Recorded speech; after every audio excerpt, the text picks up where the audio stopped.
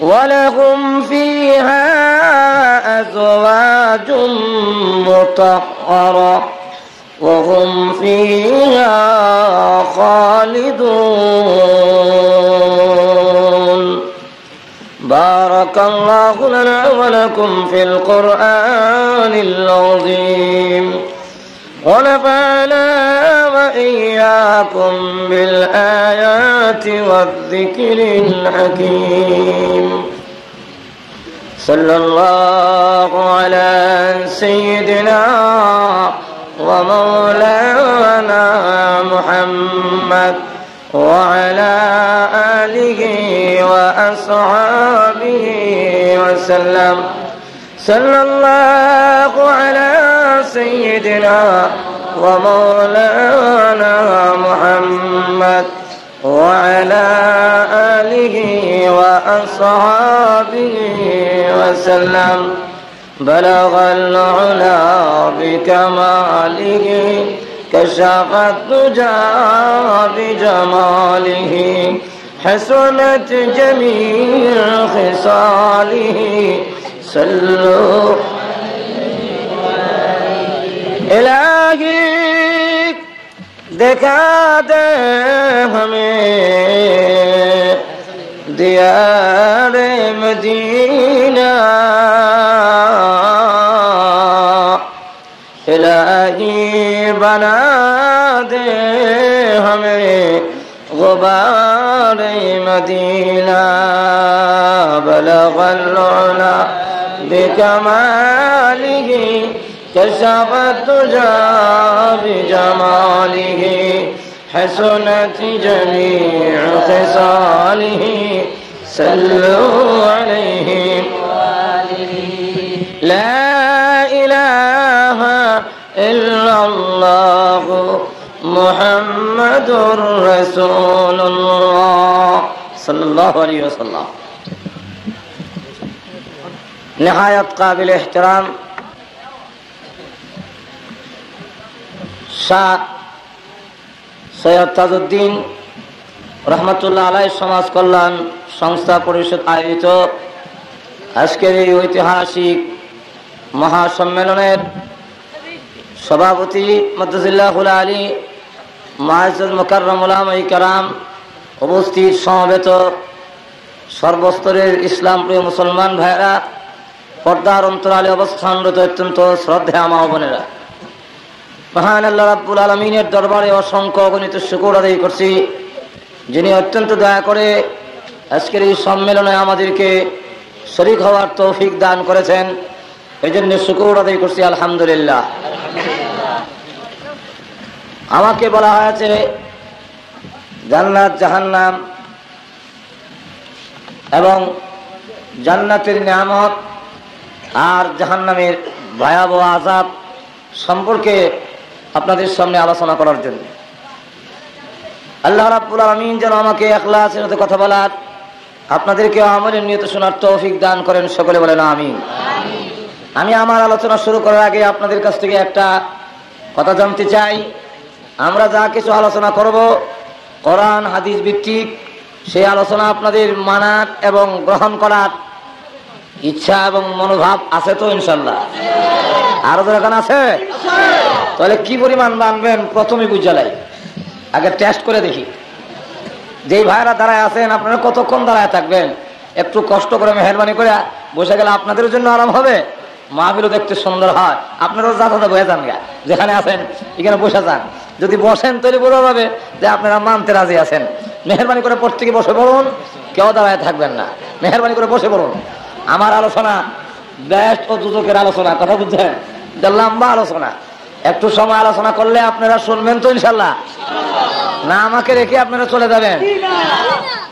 আমি হলাম অধিবেশনের শেষ, খাবারের শেষে আসে দই। এর অর্থ হইলো খাইলে খান, নাইলে ফেলাই দেন, কথা বুঝছেন তো? আমারও অধিবেশন শেষ অধিবেশন, এর অবস্থা হইলো খাইলে খান, নাইলে ফেলাই দেন। আপনারা কিছু আরো খালি আছে তো নাকি? এবার আসুন আমি আমার আলোচনায় চলে আসি।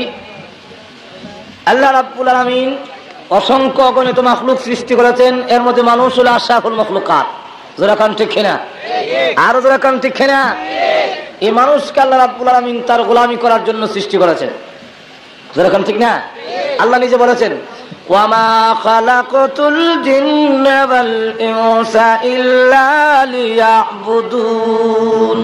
আল্লাহ বলেন মানুষ আর জিন গোষ্ঠীকে তার ইবাদতের জন্য, তার গোলামির জন্য সৃষ্টি করেছে। তো এই ইবাদত কি আল্লাহ কি ইবাদতের মুখাপেক্ষি নাকি? আমরা সকলে যদি আল্লাহর ইবাদত করি, গোলামি করি, এতে কি আল্লাহর সম্মান বাড়বে? আর একটু জোরে কোন বাড়বে? আমরা যদি সকলেই আল্লাহ না করে সকলে যদি আল্লাহর গোলামি ছেড়ে দেই, এতে কি আল্লাহর ইজ্জত সম্মান কমবে? কমবেও না, বাড়বেও না। আল্লাহ এমন এক সত্তা যার কমতি নাই, যার বাড়তি নাই, যার লয় নাই, যার ক্ষয় নাই। যারা কোন ঠিক কিনা। তাহলে আল্লাহ কেন বললেন তার গোলামির জন্য আমাদেরকে সৃষ্টি করেছেন? এই জন্য তাফসীর কারকরা লিয়াবুদুনের অনেক ব্যাখ্যা করেছেন। এর মধ্যে একটা ব্যাখ্যা হলো লিয়াবুদুন আই লিয়ানফাউন, মানুষের ফায়দা হবে, ইবাদত করলে তোমাদের লাভ হবে। যারা কান ঠিক কিনা। মানুষ যদি আল্লাহর গোলামি করে, আল্লাহর দাসত্ব করে, এতে মানুষের লাভ। যারা কোন কার লাভ? আরো যারা কোন কার লাভ? মানুষের লাভ। মানুষ আল্লাহর গোলামি করলে, আর দাসত্ব করলে আল্লাহ রাব্বুল আলামিন ওয়াদা দিয়েছেন, হে নবী আপনি সুসংবাদ প্রদান করুন। ওয়াবাশশিরিল্লাযীনা আমানু ওয়া আমিলুস সালিহাতি আন্না লাহুম জান্নাত। হে নবী আপনি সুসংবাদ প্রদান করুন যারা ঈমান আনয়ন করবে, আমার বান্দাদের মধ্যে যারা আমার প্রতি বিশ্বাস স্থাপন করবে, লা ইলাহা ইল্লাল্লাহু মুহাম্মাদুর রাসূলুল্লাহ সাল্লাল্লাহু আলাইহি ওয়াসাল্লাম এই কালিমা যারা পড়বে এবং যারা নাকি নেক আমল করবে, আমি আল্লাহ রাব্বুল আলামিন ওয়াদা দিলাম তাদের জন্য আমার তৈরি জান্নাত রিজার্ভ করে রেখে দিয়েছি। আয়াতের মধ্যে আল্লাহ রাব্বুল আলামিন উল্লেখ করেছেন ইন্নাল্লাযীনা আমানু ওয়া আমিলুস সালিহাতি কানাত লাহুম জান্নাতুল ফিরদাউসি নুজুলা। আল্লাহ রাব্বুল আলামিন বলেন যারা কি ঈমান আনবে এবং আমলে সালেহ নেক আমল করবে, আমি আল্লাহ রাব্বুল আলামিন তাকে জান্নাতুল ফিরদাউসের মেহমান বানাবো। কোন জায়গার মেহমান? জান্নাতুল ফিরদাউসের মেহমান। কারণ জান্নাতুল ফিরদাউস তথা জান্নাত পেতে হলে পূর্ব শর্ত হলো ঈমানদার হইতে হবে। যখন কি হইতে হবে? আর যখন কিদার ঈমান না আনলে নবীর বাপ হইলো খাতির নাই। যখন ঠিক কিনা। ভাইরা আমার, দুনিয়ার সমৃদ্ধির জন্য, দুনিয়ার উন্নতির জন্য, দুনিয়ার ইজ্জত পাওয়ার জন্য সেখানে ঈমান শর্ত নয়। হোক সে মুমিন, হোক সে কাফের, সকলকে আল্লাহ রাব্বুল আলামিন দুনিয়ার সমৃদ্ধি, দুনিয়ার উন্নতি, বেঈমান কাফেরদেরকে আল্লাহ রাব্বুল আলামিন দান করবেন দুনিয়ার ইজ্জত। আল্লাহ রাব্বুল আলামিন যেমন মুমিনকে দিয়েছেন, কাফেরকে দেন নাই? আরো জোরে কোন দেন নাই? বিশ্বের সবচেয়ে বড় প্রেসিডেন্টের নাম কি? আরো জোরে কোন কি? বুশ। তাহলে এই বুশ রাষ্ট্রীয় সম্মান পাইছে না পাইছে না? আরো জোরে কোন পায় নাই? তাহলে আল্লাহ রাব্বুল আলামিন কাফেরদেরকেও সম্মান দেন, কাফেরদেরকেও ইজ্জত দেন। তার পবিত্র কোরআন শরীফের সূরা বনী ইসরাঈলের মধ্যে উল্লেখ করেছেন আল্লাহ রাব্বুল আলামিন কাফেরদেরকেও দুনিয়ার সম্মান দিবেন, দুনিয়ার ইজ্জত দিবেন, আবার মুমিনদেরকেও দিবেন। তবে কাফেরের চাইতে মুমিনদেরকে ইজ্জত, সম্মান, ধন সম্পদ আরো বেশি দিবেন।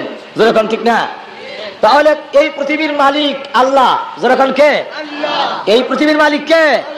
আল্লাহ। যদি পৃথিবীর মালিক হয়ে থাকে, রাজত্বের মালিক যদি আল্লাহ হয়ে থাকে, বুশ প্রেসিডেন্ট হয় কোন যুক্তিতে? যেরকম ঠিক না?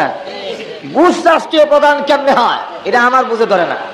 হুজুর সাল্লাল্লাহু আলাইহি সাল্লামকে আল্লাহ রাব্বুল আলামিন বলেন, হে নবী আপনি বলুন, কোন আপনি বলুন আল্লাহুম্মা মালিকাল মুলক তুতিল মুলকা মান তাশা ওয়া তানসিউল মুলকা মিম্মান তাশা।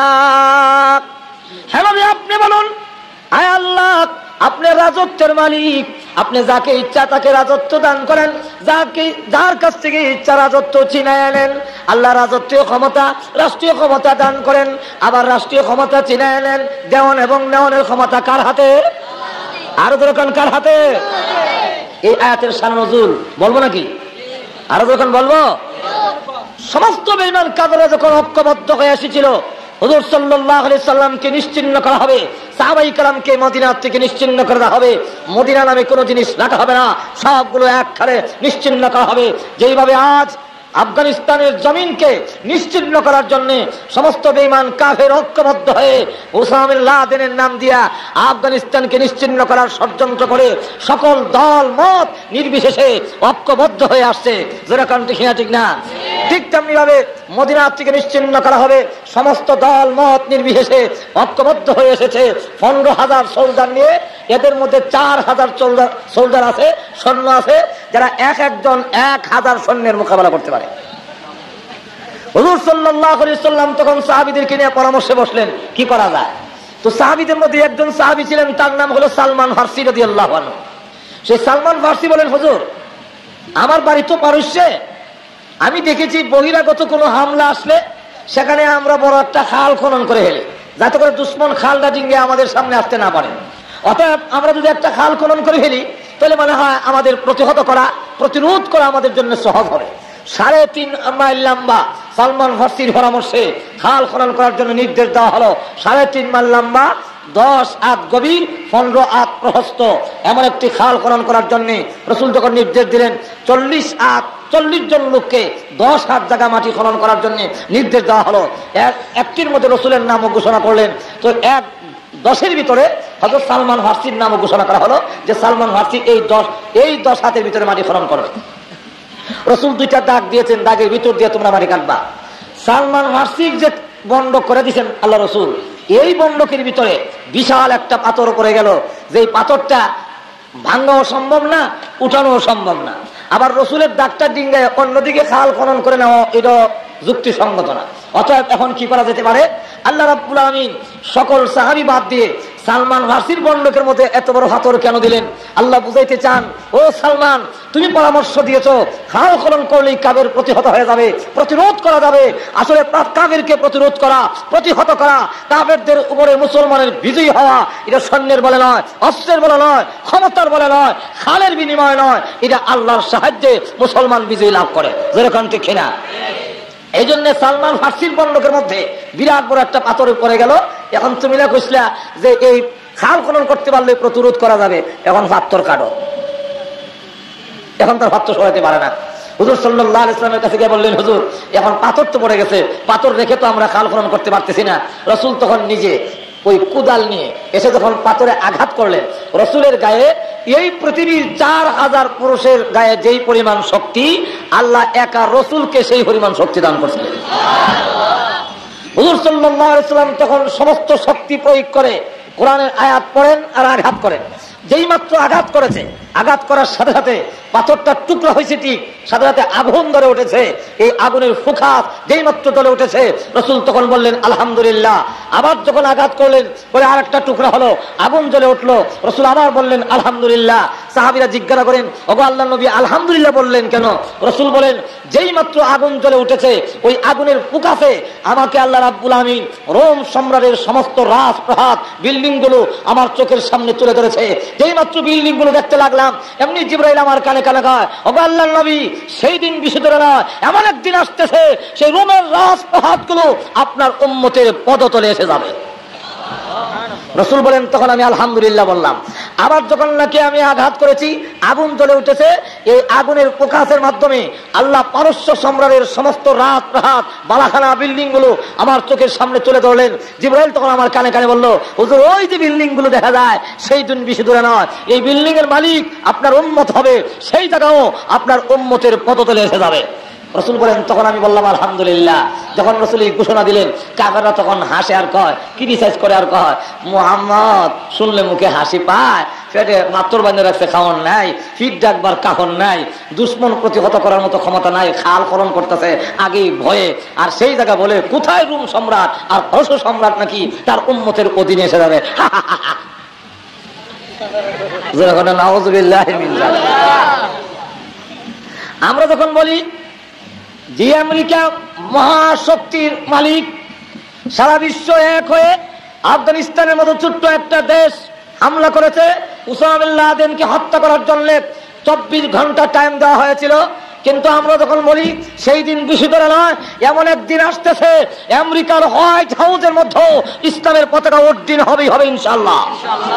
তখন একদল আছে মুনাফিকের গোষ্ঠী, ওরা যখন আসেনি আরো যখন আসেনি না মোল্লা তালেবান শেষ, উসামা বিন লাদেন শেষ, যখন বলে না এরকম যখন বলে না। আসলে পরাজয় কি উসামা বিন লাদেনের না বুশের? কেমনে?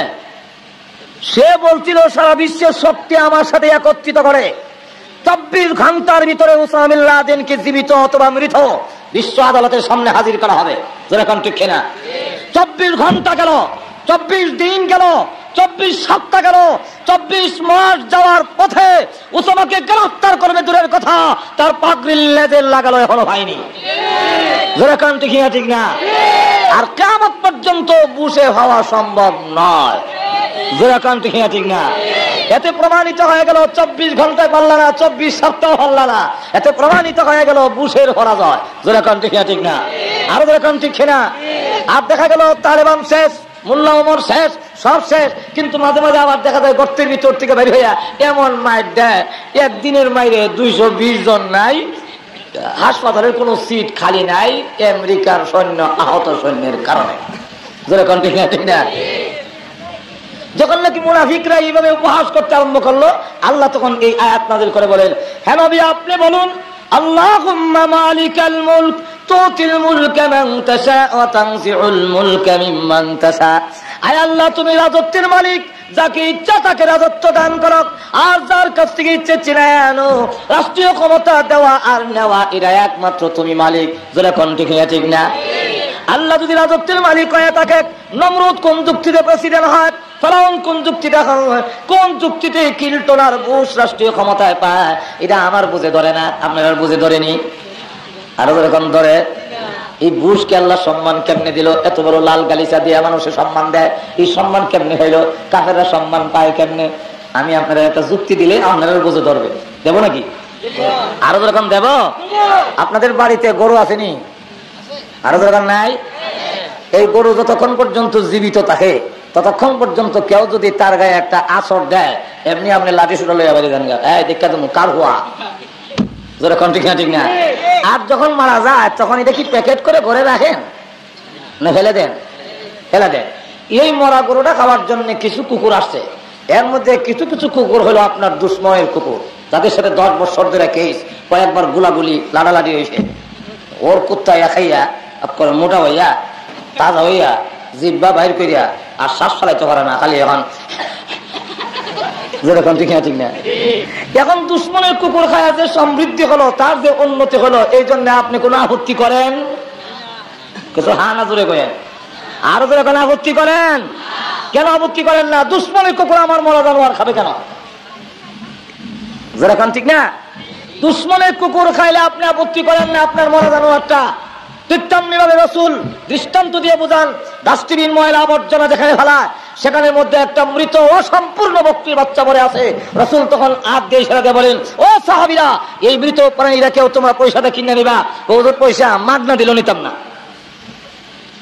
আল্লাহ হাবিব বলেন, সাহাবীরা, এই মৃত প্রাণীর যেমন তোমাদের কাছে কোনো কদর নেই, কোনো ইজ্জত নেই, কোনো সম্মান নেই। আর দুনিয়া জিফাতুন, এই পৃথিবীটা হলো সম্পূর্ণ একটা মৃত প্রাণী আল্লাহর কাছে। তোমাদের কাছে সুজলা সুফলা, কিন্তু আকামুল হাকিমিন আল্লাহ রাব্বুল আলামিনের কাছে এটার কোনো দাম নাই। এই জন্য বুশ আর কিল্টন বেঈমান কাফের খাইলেও আল্লাহ রাব্বুল আলামিন কোনো আপত্তি করে না। যেরকম ঠিক না? ঠিক না? 2 নম্বর হলো বিবাহের বাড়িতে যত আয়োজন হয়, উদ্দেশ্যকে একটু জোরে কন, আরো জোরে কন, কে উদ্দেশ্য? জামাই দামাম। জোরে কন ঠিক কিনা? কিন্তু খাওয়ানোর বেলায় জামাই দেখা যায় নাকের মধ্যে ডিভা। জোরে কন আসেনি ডিভা? 1-2 লোক মাখায় ডিভা দিয়ে রাখছে। আর বর যাত্রী যারা ফ্যান পিন্দা গেছে বোতামটা একটু খুলে দেয়, যারা পাজামা পরিধান করে গেছে নিয়ারটা একটু খুলে দেয়, লুঙ্গি যারা পরে গেছে তারা গিরোটা একটু ওয়াশ করে দেয়। যেরকম ঠিক না? এরপরে বলে খাও দাও ফুর্তি করো, এই বাড়িটা মস্ত বড়, আগামীকাল আসবে কিনা কি বলো? যেরকম ঠিক না? জামাই কম খাক, যার উসরা খাওয়ার আয়োজন করা হলো সে খায় কম, আর যারা নাকি যাদের জন্য আয়োজন করা হলো না বরযাত্রী, ওরা খাইলো বেশি, খাইতে খাইতে গলা পর্যন্ত আসে। এটার কারণটা কি? কারণটা হলো জামাই এই কথা বলে, আমি আজকে খাবারের জন্য আসি নাই, আমি আজকে এসেছি এই বাড়ির সাথে একটা সম্পর্ক স্থাপন করার জন্য। সম্পর্ক যদি হয়ে যায়, এই বাড়ির যত মুরগি আছে সব আমার ঘরে হজম হবে।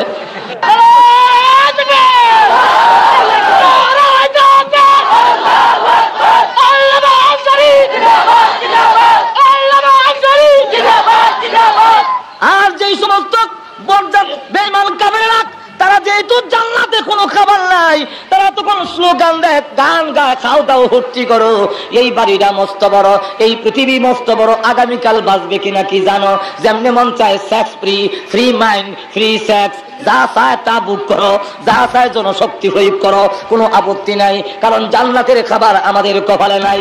জোরে কোন ঠিক না? ঠিক না? আরো জোরে কোন ঠিক না? আল্লাহ রাব্বুল আলামিন বলেন, তোমরা জনমের মতো খাও, কিয়ামতের দিন তোমাদেরকে জান্নাতি নিয়ামত দেওয়া হবে না। যেমনি ভাবে আন্দর মহলের যখন ডাক আসে, আন্দর মহলের ভিতরে যখন যায়, তখন শুধু জামাই নাকটিভা দিয়া যায়, দরজা বন্ধ করে রাখার কোনো বিধান নাই। আমাদের দেশে যদিও জামাইয়ের সাথে কলমধ্যে সলমধ্যে দুলাভাই যায়, হ্যাঁ, শরীয়তের বিধানে নাই, শুধু জামাই যাবে, কিন্তু আবার গেলে দরজা বন্ধ করে রাখে, সালাম দেয়, এটা আমাদের দেশের নিয়ম। সিলুক দেয়, আসসালামু আলাইকুম ভাই, এনে জামাই আইসে বিয়ে করতো, আপনারা আইসেন কেনে? যেরকম ঠিক না? ওরা আবার জবাব শিক্ষা গেছে, তারা বিয়ে করছেন না, আপনারা শিক্ষা যায় না আমার কাছ থেকে। এখন আবার তারা কয়, ওয়ালাইকুম সালাম ভাই, ওবা জামাই আইসে বিয়ে করতো, আমরা আইসি শোভা। যেরকম ঠিক না? ঠিক না? দরজা বন্ধ করার কোন বিধান নাই, কিন্তু বন্ধ রাখে, যাই হোক ওই দিকে যাবো না। এরপরে জামাই ঢুকার পারমিশন দেয়। বরযাত্রী যদি ভিতরে যেতে চায়, সেখানে একজন সুন্দরী রূপসী সুরসী কন্যা ঘোমটা দিয়ে সুন্দর শাড়ি আঁচল একবারে নতুন শাড়ি পরিধান করে অলংকার লাগাইয়া আন্দর মহলের ভিতরে মাথা নিচু করে বসে আছে। ওই মহিলারা বরযাত্রীর জন্য নয়, শুধু জামাইয়ের জন্য রিজার্ভ করা আছে। যেরকম ঠিক না? ঠিক না? সেখানে যদি কোনো বরযাত্রী উকি দেয়, এমনি বাড়ির যেই কেহ যদি দেখে, ঘাটটা ধরে নিয়ে বরযাত্রীর ঘরে, এই গেল তা হয়, এগুলো যায় না। যেরকম ঠিক না? ঠিক না?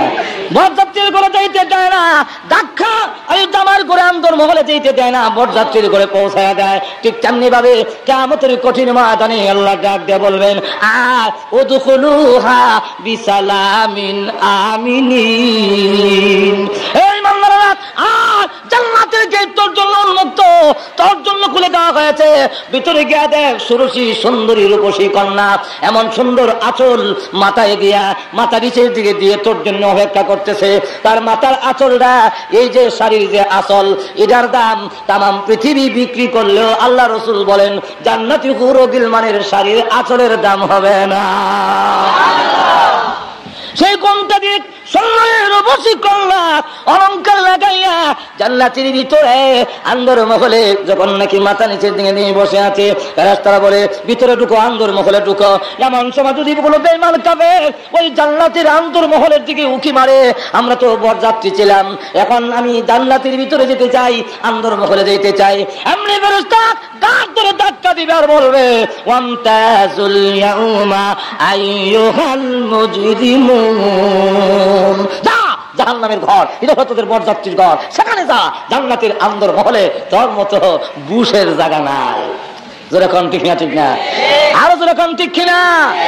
এজন্য আসুন, পরকালের নিয়ামত পাইতে হইলে, দুনিয়ার নিয়ামত, দুনিয়ার সমৃদ্ধি, দুনিয়ার উন্নতি, দুনিয়ার ইজ্জত পাইতে হলে ঈমান শর্ত নয়, ঈমানদার হইতে হবে না।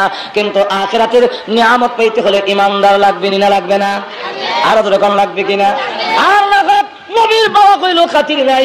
ইব্রাহিম আলাইহিস সালাতু সালাম সম্পর্কে হযরত ইব্রাহিম আলাইহিস সালাম দোয়া করেন বাবা সম্পর্কে, কারণ বাবা সম্পর্কে ওনার তখন জানা ছিল না, উনি কোন অবস্থায় মারা গেছে তা তো জানা নাই। তাই তিনি ডাক দিয়ে বলেন, পরওয়ারদিগার রব্বুল আলামিন, আমার আব্বা যে আজরটা করেছিল গো, আমার আব্বারে জাহান্নামের আগুন থেকে মাফ দিয়ে দাও। আল্লাহ ডাক দিলেন, ইব্রাহিম তুমি কি আমার বিধান ভুলে গেছো? তুমি কি আমার বিধানের কথা মনে নাই? ঈমান না আনলে আমি আল্লাহ কাউকে মাফ দেই না। যেরকম ঠিক কিনা? ঘুমাই গেছেন? তুমি আসতে পারো, ঘুমাই গেছেন নাকি আপনারা? ঈমান না আনলে মাফ দেয় না। সত্য বলে ঈমান আনতে হবে। আল্লাহর হাবিবের সন্ধান পাওয়া যায় না, কিছু সময়ের জন্য রাসূলের কোনো খোঁজ পাওয়া যায় না। এমনি সকল দিকে সাহাবীরা বের হয়ে গেলেন। ওমর একদিকে বের হলেন, আবু বকর একদিকে বের হয়ে গেলেন, হযরত আবু হুরায়রা আরেকদিকে বের হয়ে গেলেন। ওমর হাতে তরবারি ডাকতে বলে, রে মদিনার মুনাফিকরা, আরে মদিনার বেঈমান কাফিররা, রাসূলের অনুসন্ধান করব, রাহমাতুল লিল আলামিনের সন্ধান যদি না পাই, আমি খাত্তাবের ছেলে ওমরের হাত থেকে একটা রেহাই পাবো না, সবগুলো আমি হত্যা করে ফেলবো। খলিফাতুল মুসলিমিন ওমর হাতে তরবারি নিয়ে ফেলেছে। আবু হুরায়রা একদিকে বের হয়ে গেল। আবু হুরায়রা বলেন, রাসূল কোন দিকে গেছে, কোথায় গেছেন তা কিভাবে আমি খুঁজে বের করব? তবে একটা মাপকাঠি আছে, একটা সন্ধান করার যন্ত্র আমার কাছে আছে। রাহমাতুল্লাহ আলামিন যে রাস্তা দিয়ে যেতেন ওই রাস্তা দিয়ে মেশকে আম্বরের গ্রান আসতো।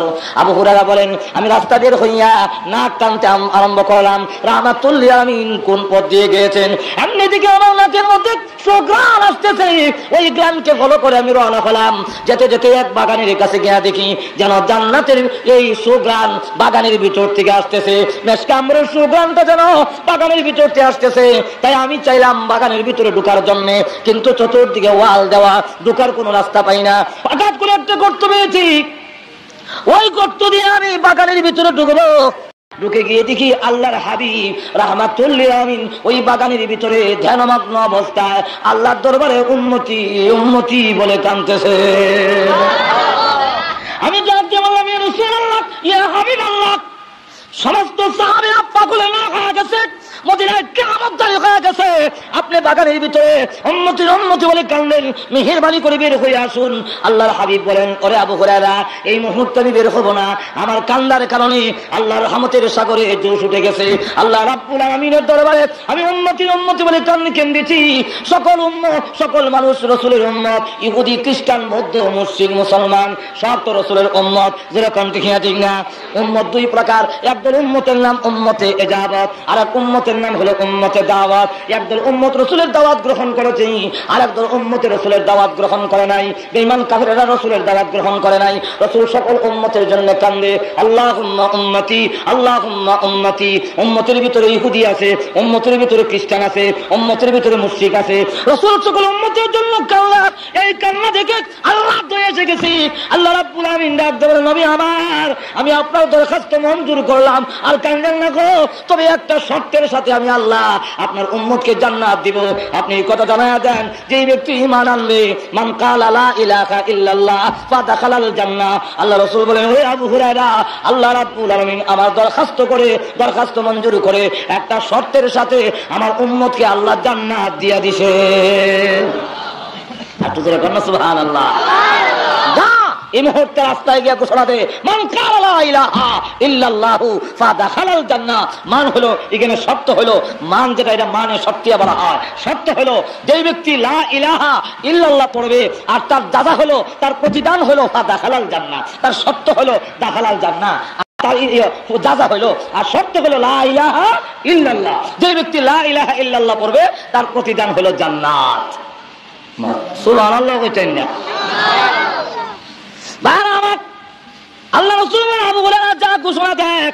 আবু হুরায়রা বলেন, হুজুর, যেখানে আপনার সন্ধান পায় না, এখন আমি গিয়া যদি বলি লা ইলাহা ইল্লাল্লাহ, মায়ের একটু মারি ছড়তো না, আমার সকলে মারবে। হুজুর বলেন, এই নাও জুতা দিলাম, জুতা লইয়া যাও, যদি কেউ বিশ্বাস না করে আমার জুতা দেখাইও। কেউ বলেন আবু হুরায়রা রাসূলের জুতা মাথায় লইছেন, কেউ বলেন বুকুল তুলে প্লে বাড়িছে, দাওয়াত দিব। প্রথমেই যে লোকটাকে পাইলেন, এই লোকের নাম হলো হযরত উমর।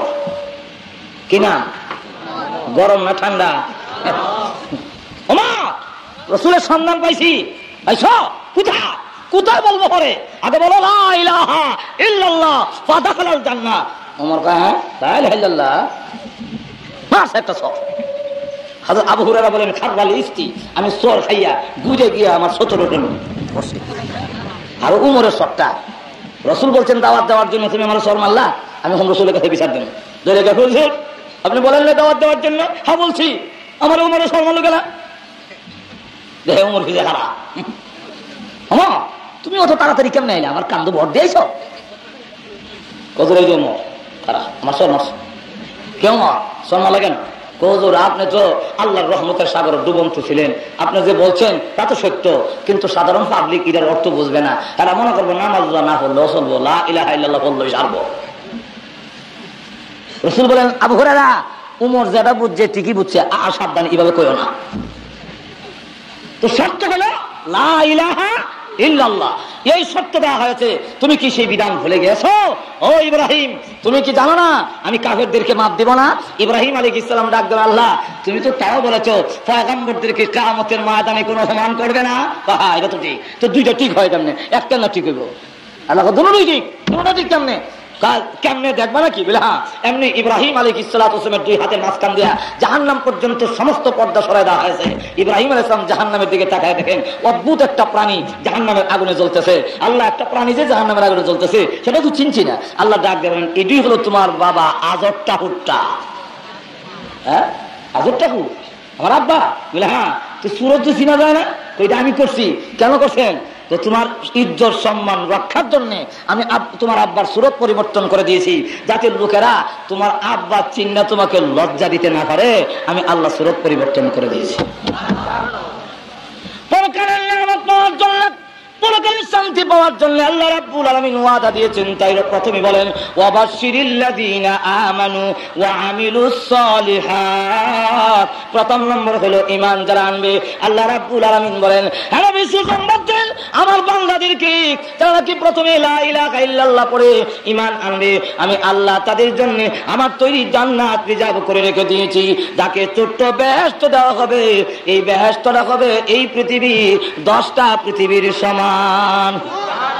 আটো জোরে কন্যা সুবহানাল্লাহ। আর উপরেরটা কত বড় বলবো নাকি? আরো জোরে কোন বলবো? ছোটটা বড়টা বলতে গেলে একটু সময় লাগবে, আপনার অসুবিধা হবে? আরো জোরে কোন অসুবিধা হবে? অসুবিধা না হলে শুনুন, জান্নাতুল ফেরদাউস কত বড়, সবটার মাপ দেওয়া সম্ভব নয়। শুধু জান্নাতুল ফেরদাউসের ভিতরে একটা মাঠ আছে, সেই মাঠটার বর্ণনা দিই। জিবরাইল আলাইহিস সালামের 600 নূরের পাকা আছে। এইভাবে পাকা প্রশস্ত করলে পৃথিবীর এক প্রান্ত থেকে আরেক প্রান্ত লাগাল হয়। একবার নিচের দিকে নামাইলে আবার উঠাইলে যে স্পিড হয় 1000 বছরের রাস্তা যেতে পারে। তাহলে 600 পাকা দিয়ে একবার নিচে নামাইলে উপর দিকে উঠাইলে কয় হাজার বছর যাইব? 6000। সুবহানাল্লাহ। জিবরাইল আলাইহিস সালাম বলেন, হুজুর আমার 600 নূরের পাকা দিয়া আমি জান্নাতুল ফেরদাউসের ভিতরে একটা মাঠ আছে যার নাম মাজিদ। ওই ময়দানে এক প্রান্ত থেকে আরেক প্রান্ত যাওয়ার জন্য আমার 600 নূরের পাখা দিয়া 70 বছর পর্যন্ত নামাইলাম উঠাইলাম, কিন্তু জান্নাতের ময়দানের কোন কুল কিনারা আমি পাইলাম না। এখন চিন্তা করেন মাঠটা যদি এত বড় হয়।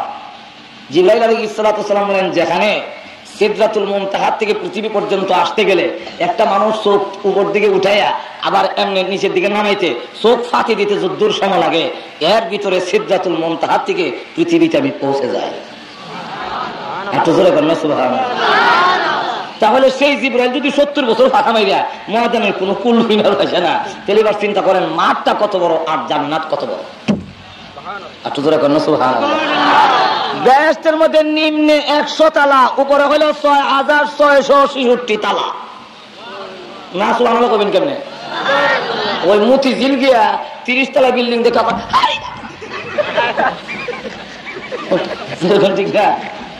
30 তলা বিল্ডিং। আর বেহেশতের নিম্নে 100 তালা, উপরে 6666 তালা। আজকে যাদের মাথায় পাগড়ি দেওয়া হলো তারা 6666 তালার উপরে থাকবে, কিন্তু আবেশ সাহেবরা নিজের দাম নিজেও বুঝে না। যেরকম ঠিক না মানে আবেশ সাহেব আর আমার কি, আমি ছবিটা ফরমে আমার কাম 200 টাকার বিনিময় সারা রাত বনবন বনবন করলো। আর যারা পড়াইছে এরা মনে করে হ্যাঁ লাগাই দিছি মমি সিংহে কামলা, জামাই দুজনের দরজা লাগাই ঘুমাইতে। এটার ভুক্তভোগী আমি নিজে ছবি না করে দেখেছি। আমি অনুমান করে হই না, এই সময় তো বুঝতাম না, ভালোই লাগে পড়তে, ভালো হয়েছেন না পরে পরে দেখি জামাই বউহারা দরজা লাগাই ঘুমাইছে, খাওয়া দেয় না খাওয়ানো দেয় না। আর আমি হিসেবে মনে করে সকালে দুজনে 200 টাকা পাইতাম, আর কে পড়া সারা রাত কি যে পড়ে নিজের দ্বারাই বুঝি না। এলাকায় যা সবিনার নাম, বর্তমানে সবিনার নাম রাখছি আমি বুনবুন টালামুনা কোন কোন সাকোরা। দেখুন শোনা যায় ইয়া বানি ইসরাঈল তা'লামুনা শাকুরা। যেরকম ঠিক না, তাহলে আমি নাম রাখছি বুনবুন তা'লামুনা কোন কোন।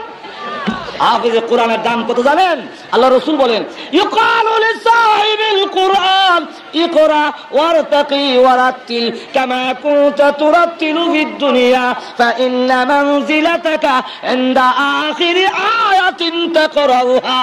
আল্লাহ বলবেন, হে কোরআন ওয়ালা, পড়ো আর চড়ো, তোমার পড়া যেখানে শেষ হবে তোমার বাসস্থানও জান্নাতের সেখানে হবে। চিন্তা করছেন তার দাম কত? ভাইরা আমার, আসলে জানলেন আল্লাহ রাব্বুল আমিন ৬৬৬৬ তালা, নিম্নে ১০০ তালা, এক একটা তালা ৭০,০০০ করে কামরা, এক একটা কামরা হলো পৃথিবীর সমান। আরো যেটা কন্যা সুবহানাল্লাহ। প্রত্যেকের 2টা করে গাড়ি দেব। যেরকম কয়টা? একটা গাড়ি স্পেশাল, আর একটা হলো সপরিবারে চলবার লাগিয়া, যেটা নিজে খালি মোটরসাইকেলের মতো চালাইবেন। এটার স্পিড হলো প্রতি সেকেন্ডে ১,৮৬,০০০ মাইলের চেয়ে বেশি। আর সপরিবারে যারা যাবেন এটা আপনি ঘুরে ঘুরে যাব, কিন্তু ঘরটা নিয়ে বুঝছেন। এক একজন জান্নাতীকে ৮ লক্ষ খাদেম দেওয়া হবে, শুধু খাবার পরিবেশন করবে। তাদের সংখ্যা হলো ৮০,০০০। আর কয় হাজার? ৮০,০০০। নিচে বউ হবেন ৭০ জন, উপরে ২৫,০০০। সুবহানাল্লাহ করছেন না? এরপরে আবার দেখবেন আপনার স্বাস্থ্যটাও এরকম থাকবে না। সুবহানাল্লাহ। দাড়ি নাই, আপনার হালিশ, মুছো নাই। আমরা করেন না তাইলে ভালো হয়েছে, ওখান থেকে সুরত ধরে লেছি। সুরত এখন ধরলে হইতো না, এখন দাড়ি থাকতে হবে। এখন দাড়ি হলো পুরুষের বৈশিষ্ট্য। আপনি যে পুরুষ, যে কতখানে বুঝাইবেন, বুঝাইতে গেলে তো অনেক কাম করতে বোঝে, এগুলা শরীয়তে জায়েজ না। আমি পুরুষ কেমনে বুঝতাম? কমলে হ্যাঁ, যেরকম ঠিক না। পাঞ্জাবিটা জিজ্ঞেস, তুমি মুসলমান হো? আমি মুসলমান। এখন মুসলমান হায় তো ক্যালমা না তাও, তোমরা দেখা যায় হিন্দুরও ক্যালমাই খেলাইছে, এরপর হয় কাপড়াও তারা। যেরকম ঠিক না। আপনি যে পুরুষ বোঝাবেন কেমনে, বলে এটা আমার মুখে দাড়ি, যেরকম ঠিক না। এটা হলো বীরত্বের লক্ষণ, শ্রেষ্ঠত্বের লক্ষণ। মনের রাজা হলো সিংহ, তার মুখে কেমন সাপ দাড়ি, যেরকম ঠিক না। আরো যেরকম ঠিক কিনা। এখন বেহেশতে যাওয়ার পরে দাড়ি থাকবে না, শুধু একজনের দাড়ি থাকবে, ওনার নাম আদম আলাইহিস সালাম। যেরকম কি নাম? আরো যেরকম কি নাম? আদম আলাইহিস সালামের দাড়ি থাকবে, আর কারো দাড়ি থাকবে না। কেন? উনি হলেন সকলের বাবা। ওনার দাড়ি না থাকলে আবার ছেলে আর বাপে ফেস লেগে যাবি। ওনার দাড়ি আর কারো দাড়ি নাই। সকল দাড়ি থাকবে না, মোষ থাকবে না, মাথায় আবার লম্বা চুল থাকবে। কারণ লম্বা চুল রাখতে আবার অনেকের একটু শখ আছে। যেরকম ঠিক না। এখন দাড়ি নাই, মস্তানি মার্কা চুল। আল্লাহ বলেন, তোর যা ভালো লাগে সবই শোনানো হবে, সবই দেওয়া হবে। লম্বা চুল, গলার মধ্যে স্বর্ণের চেইন। চেইন দেওয়ানোর শখ আসেনি? এখন নাই আমাদের সমাজে, নাই বিলে আমাদের সমাজে যুবকেরা চেইন দিয়া, গলার মধ্যে স্বর্ণের চেইন দিয়া, আবার ওই দিন শার্ট গাও দেয় না, ওই দিন আবার পাঞ্জাবি গাও দেয়। কারণ শার্ট গাও দিলে চেইনটা দেখা যায় না, পাঞ্জাবি হইলে বোতামটা করবে।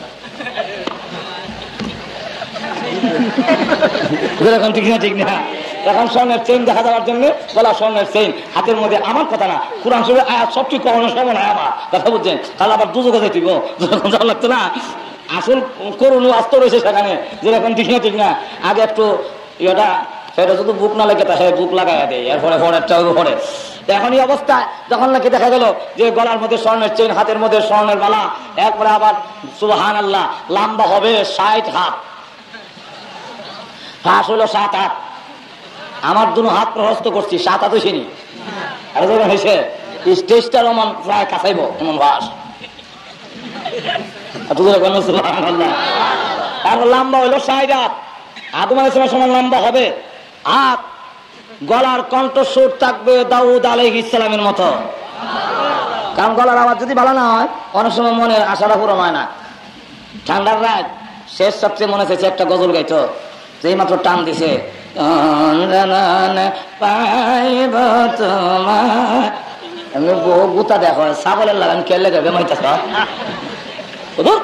বলার আওয়াজটা ভালো না দিকে কোথালাম না। জান্নাতের ভিতরে কণ্ঠস্বর দাউদ আলাইহিস সালামের মতো হবে। আর চেহারার রং হবে ইউসুফ আলাইহিস সালামের মতো, চরিত্র হবে মুহাম্মদুর রাসূলুল্লাহর মতো। তখন তাকে এই জান্নাতি পুরুষ সুবহানাল্লাহ পুরো গিলমান তার দিকে তাকাইয়া 10 বছর তাকাইয়া বলবো, এমন সুন্দর পুরুষ আর জীবনে কোনোদিন দেখছি না। বেহেশতের ভিতরে ঢুকবেন, আপনার জন্য যে এই চেয়ার দেওয়া হবে, চেয়ারটার উচ্চতা হলো আলা ফুরুশিম মারফুআ। এই আয়াতের ব্যাখ্যা রাসূল নিজে তাফসীর করেন, জমিন থেকে আকাশ পর্যন্ত উঁচা হবে স্প্রিং। সুবহানাল্লাহ। ওর মধ্যে আবার অর্ধশায়িত চেয়ার, মুত্তাকিইনা আলা সুরুরিম মুতাকাবিলিন, এমনি অর্ধশায়িত, সামনে বউ সামনে আর আপনি চেয়ার, স্বামী স্ত্রী দুজন যদি ভালো একটা বাড়ির মধ্যে, তারপরে দুইজন দুই চেয়ার মধ্যে এলান দিয়ে বইয়া প্রেম আলাপ করা যায়, ওহ কত মজা। যেরকম ঠিক না? এই সময় যদি আবার চাকর চাকরানি খাদেম খুদ্দামেরা শরবত নিয়ে আসে, চা নিয়ে আসে, কফি নিয়ে আসে, আই সুবহানাল্লাহ ট্যাং শরবত নিয়ে আসে, তাহলে আরো জমে। যেরকম ঠিক না? ইয়াতুফু আলাইহিম বুলদানুন মুখাল্লাদুন বিআকওয়াবিন ওয়া বারিকা ওয়া কাসিম মিন মাইন। তখন দেখা যাবে দিয়া শরবত নিয়ে আসবে, আর এসে এসে শরবত দিবে, আপনার সামনে সামনে স্বামী স্ত্রী বসা। সুবহানাল্লাহি ওয়া বিহামদিহি। এখন আবার যে টেবিল আছে, এই টেবিলে খাওন, যখন নাকি শরবত টরবত খাইয়া একবারে আবার খাওন নিয়ে আসছে, 80,000 খাদেম খাবার মিশিয়ার, ওরা দুনো হাতে প্লেট আছে, এই হাতে প্লেট এই হাতে প্লেট। এখন চিন্তা করেন 80 1,60,000 প্লেট খাবার আসবে, 70,000 প্রকারের আইটেম সামনে দেওয়া হয়েছে। তখন কবে আমার কোনো মেহমান আইলে কোত্থেকে দেবো, আমার তো আর কেন গোলা ভরা দান নাই, পুকুর ভরা মাছ নাই, কোত্থেকে দেবো? মেহমান আসলে আচ্ছা অর্ধেক রেখে দাও। ফ্যাট তো এমন এক জিনিস, এটা বেহেশতে যাওয়ার পরে পেটে খিদেও লাগবে না, আবার দিলে যা ইচ্ছা তা দেওয়া যাবে, অসুবিধা নাই। এখন পেটে যখন ভুক লাগে না, অর্ধেক রেখে দিই, এমনি ডাক আসবে, জান্নাতি পুরুষ তোমার জন্য 1,60,000 প্লেট দিলাম, আরো যদি কোনো মেহমান আসে বাংলা তোর চিন্তা করতে হবে না, মেহমান আসতে দেরি হবে, আমি আল্লাহর পক্ষ থেকে 1,60,000 প্লেট খাবার হাজির হইতে দেরি হবে না।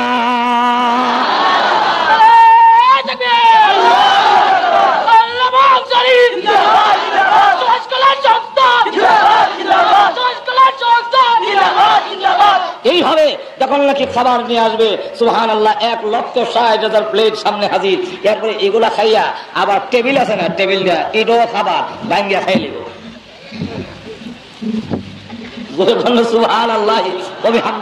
প্রথম যে বেহেশতের নাস্তাটা দিবে, এই নাস্তাটা হইলো তামাম পৃথিবীর মাটির রস চিপা ভাই করবে, এর মধ্যে আঙ্গুর, নাশপাতি, বেদানা, আম, কাঁঠাল, জাম, সাম যা আছে সব এর মধ্যে মজা আছে। এই মজার রস একত্রিত কইরা জাল দিয়া কাই বানাইয়া এটা তো রুটি বানানো হবে, আর মাছের কলজা দিয়া যখন খাওয়ান দিব রুটি লাগায় মজা, এমন মজা আর জীবনে হয়েছে না। এইভাবে জান্নাতের ভিতরে মার্কেট আছে, সেখানে মার্কেটে যাবে স্ত্রী নিয়ে, মার্কেটে যাওয়ার শখ আসেনি? আসেনি? আমার আছে, আপনারও আছে কিনা জানি না, যাই না আর কি। যদি যাইতাম মনে বড় আশা, বড় শখ লাগে, কিন্তু যাইতাম পারি না, কথা বুঝছেন না? বেহেশতে যাওয়ার পরে সেখানে মার্কেট আছে, স্ত্রী নিয়ে ঘুরবেন, এমনি দেখে দোকানে গেলে মালিক নাই, শাড়ি লটকানো, একটা ছবি লটকা রয়েছে, ছবির মধ্যে একজন মহিলা 3 টাকা দিয়ে এমনি খাল রয়েছে, এমনি দেখে এটা বউ হইলে ভালো আছে, এটা যেমন সুন্দর একটু বেশি দেখা যায়, কইতে দিবি বউ এটা ছবির থেকে সত্যিকারের মহিলা হইয়া নামতে দেরি হইতো না। এরপরে আবার গান শোনানো হবে, গান শোনানোর শখ আসেনি? না আসেনি? গান শুনান দুনিয়াতে হালাল না হারাম? আর সারো মাজার মধ্যে হারাম, সারো তরিকায় হারাম, যেরকম ঠিক কিনা? আরো যেরকম ঠিক কিনা? এখন এটা বিভিন্ন নামে হোক, আমাদেরকে গান যেহেতু হারাম, এই জন্য আমরা গান শুনি না, শুনবো না, এই জন্য শয়তান চক্রান্ত করিয়া এখন গানের নামের আগে একটা শব্দ লাগাইছে। আচ্ছা পায়খানা হালাল না হারাম? আরো যেরকম পায়খানা খাওয়ান জায়েজ নি? আচ্ছা কোন হুজুর যদি পায়খানা করে, আপনারা ডিলা কুলুর লইয়া পায়খানা করছে, নবীজির তরিকা অনুযায়ী সুন্নত তরিকায় পায়খানা করছে, এই পায়খানার যদি আমি প্যাকেট করে উপরে লেখা দেই ইসলামী পায়খানা, জায়েজ হবে নি? আরো যেরকম জায়েজ হবে? আমাদের সমাজে এখন ইসলামী গান বেরিয়েছে, গান আবার ইসলামী হয় কেমনে? কি বেরিয়েছে আমাদের এখন? কি গান? ইসলামী গান। প্রেম বাজারে আমার যাওয়া, যেরকম আসেনি? যেরকম আসেনি না? নবীদানে প্রেম বাজারে আমার যাওয়া, যেরকম আসেনি না? নাই গান যদি ইসলামের নাম দিয়েও বলা হয় তাহলে এটা হালাল না হারাম? আরো জোরে গান। আমার গান আমার এলাকায় যারা গান গায়ে রাখা, কোন কিতাবে লেখা আছে গো হারাম বাজনা গান? কোন কিতাবে লেখা আছে? আরে গান যদি হারাম হইতো বিলালে কি আজান দিত? তোর মাতা গান যদি হারাম হইতো বিলালে কি আজান দিত? আচ্ছা বলছে গান যদি আরাম হইতো বিলালে কি আজান দিত? আজানের সাথে গানের কি সম্পর্ক? কোন সম্পর্ক আছে? এই বাতিলের কাম এটা। এরপরে আমাদের দেশের একজন গায়ক, সুবহানাল্লাহ, আপনাদের সিলেটের প্রসিদ্ধ গায়ক, তার নাম আমির উদ্দিন, আসেনি? আরো যখন আসেনি, তার কিছু কিছু গান আছে যেগুলা ইসলামের উপরে কটাক্ষ করা হয়, কিছু কিছু গান আছে যেগুলা ইসলামের উপরে আক্রমণ হয়। কেউ যদি ইসলামের উপরে কটাক্ষ করা কথা বলে, কেউ যদি ইসলামের বিধিবিধানের উপরে আক্রমণ করে, তখন তার ইমান তাহে আরো দেখা। তার কিছু লিখিত গান আমার কাছে জমা আছে, বলবো? আরো যখন বলবো দেখা দিই আপনাদেরকে। এই মসজিদ যদি আল্লাহর ঘর হবে, নবী কেন ভাঙে? আমি চলো করতেছি, আমি বললাম গান গাই না, এটা চারটা গায়া দেখাইতেছি। নকলে কুহুর, কুহুর না বাস, কুহুরি নকল করলে কুহুরি হয় না। কথা বলছি আমি বুঝাবার জন্য বলতেছি, আমরা আবার কই না যে আপনি গান গাইছেন। আরে মসজিদ যদি আল্লাহর ঘর হবে, নবী কেন ভাঙে? কোরআন যদি আল্লাহর কিতাব হবে, তেল তুরা কেন খায়? অমুল্লাজি কোরআন বজ্জা ফরনি। যখন আসেনি, আরো যখন আসেনি, আমরা তো শুনেন বলা নাই গান। তো তার কথায় কি বোঝা গেল? মসজিদ যদি আল্লাহর ঘর হবে, নদী কেন ভাঙে? মাঝে মাঝে নদী মসজিদ ভাঙে না? তাহলে সে বলতেছে মসজিদ যদি আল্লাহর ঘর বলতে নদী ভাঙতো কার লেগা? তাহলে বোঝা গেল এটা আল্লাহর ঘর না। আরে কোরআন যদি আল্লাহর কিতাব হবে, তেল চূড়া কেন খায়? মাঝে মাঝে কোরআনের হাতা তেল চূড়া, তারপরে উলু খায় না? আর যখন খাইলা না, যত্ন না রাখলে, দেখা দিলে, এক বছর ভিতরে না ধরলে তেল চূড়া বা উলু কিছু খাইলা। হ্যাঁ, কোরআন যদি আল্লাহর কিতাব হবে, তেল চূড়া কেন খায়? তাহলে বোঝা গেল কোরআন আল্লাহর কিতাব। এরপরে আমরা গুতা দিয়া কয় অমুল্লাজি কোরআন বুঝা বরনি। যেমন বোঝা যায় এখন কোরআন বুঝবার লাগে আমরা আমির উদ্দির কাছে যাইতে যেরকম, ঠিক না? ঠিক না? এমনি ভাবে আবার দেখেন না গা, আমাদের দেশে কুসংস্কার জান্নাতের পথ থেকে সরাবার জন্য, জাহান্নামের পথে নিয়ে যাওয়ার জন্য শয়তান মাথা বেঁধে লেগেছে। যেরকম, ঠিক না? ঠিক না? এখন আমাদেরকে দেখেন কত কুসংস্কারে লিপ্ত করে দিয়েছে। আবার দেখা যায় নবীর ফাতেমা দিয়া গান গায়, যেরকম গায়নি। আরে কুলসুমের গীত, আর যেরকম আমার চালাক কিয়ামত পর্যন্ত 10 লক্ষ সেই হাদিস আছে। কোন একটা হাদিসে যদি এমন ঘটনা দেখাতে পারে, জিহ্বার টান দিয়ে ছেড়ে ফেলবো। যে হযরত উসমান গনি মেলা করেছিলেন, ফাতেমাকে দাওয়াত দেননি, রাসূল ফারা কাপড় পরিধান করে মাহফিলে ওই জিয়াফতের কিনারে বসা ছিলেন, এমন কোন ইতিহাস, এমন কোন ঘটনা যদি কেউ কোন কোরআন কিতাবে দেখাতে পারে, জিহ্বার টান দিয়ে ছেড়ে ফেলে দেওয়া হবে। সম্পূর্ণ মিথ্যা, সম্পূর্ণ বানানো, সাহাবীদের উপরে কটাক্ষ করার জন্য ইহুদি খ্রিস্টানদের ষড়যন্ত্র। যেরকম, ঠিক না? ঠিক না? এটা আরে উসমান গনি মেলা করলা, ফাতেমার গিলা করলা, আরে সব কালা ভাত রইল।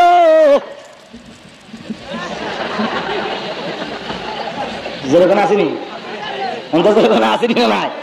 কোন সময় উসমান গনি মিলা করছিল, ফাতেমারে ঘৃণা করার দাওয়াত দিছিল না? নবীর সাহাবীদের চরিত্র বুঝি মনে ছিল, তখন অনেক যেরকম আসেনি কিছু লোক, আর যখন আসেনি না সম্পূর্ণ মিথ্যা। নবীর সাহাবীদের প্রতি ভাবে কটাক্ষ করে তারা কথা বলে, ঈমান থাকবে না যাইব? না থাকবে না যাইব? এটা এমনি গান গাইবে আলাদা কথা, কিন্তু আবার ইসলাম আক্রমণ করে কথা, এতে ঈমান ঈমান। আল্লাহু আকবার। আমাদের দেশে দেখেন না মহরম আইছে, আবার আর আইসেনি মহরম, মহরম আইসেনি। আসলের নামে খবর নাই। মহরম আইলে দেখবেন এমনি খরচ রোজা রাখে না। মহরম আইলে রোজা রাখে, জুতা ভাও দেয় না, তেল মাথার দেয় না, তরকারি খায় না, নিরামিষ খায়, পানি খায় না, শরবত খায়। যেরকম আসেনি। এরপরে লঙ্গি উল্টাইয়া এমনি এগুলো বাইন দিয়া, আমি নিজে গিয়ে কইরা দেখেছি। আমরা তো মনে করেন না আন্তাজি কই, আমার ছাত্র যেমন আমি একদিন গেছি গিয়ে দেখেছি লঙ্গি উল্টাইয়া, এরপরে একবার বিশ্বাস সিন্ধু দেখে দেখে হয়ে রাখা, আর অন্যরা এটা যোগান দেয়। কথা কইতাম নি আরে কাছে মালি রলে যাইতে চাই কান্দে বিবি সকি নাই রে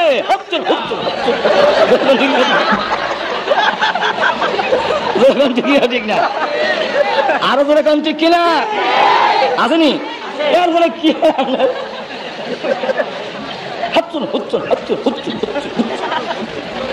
আসেনি আল্লাহু আকবার হাসান হুসেনের নাম শুদ্ধ কইরা হাসান হুসাইন রাদিয়াল্লাহু আনহুমা বলতে হয়, রাদিয়াল্লাহু আনহু না বলে রাসূল নারাজ হয়। সে জায়গায় রাদিয়াল্লাহু আনহু কইব দূরের কথা, হাতচল হুচ্চল জোরে কোন ঠিক না ঠিক না, তাও আবার লঙ্গি উল্টায়া কম্বল দেখাইয়া জোরে কোন ঠিক কিনা। আল্লাহু আকবার। এখন চিন্তা করেন, অথচ হাসান হুসাইনের দাম আছে মিয়া, অন্তত জোরে আসেনি না না। আব্বা গুড়া কিল্লা দেয় না, আপনি কি একটা গুড়া কিল্লা দিতে পারেন না? আমরা দুই ভাই গুড়া দৌড়াবো।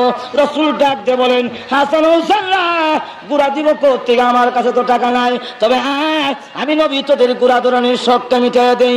ওগো না না, গুড়া দৌড়ানোর শখ কেমনে মিটাবেন? রাসূল ডাক দিয়ে বলেন, আমি নিজে গুড়া হইলাম, আমার পিঠে তুই উঠে যা। সুবহানাল্লাহ। একটা হলো গুড়া দৌড়ানি, আর একটা হলো গুড়া দৌড়ানির শখ মিটানি। শখ মিটানি বুঝেননি?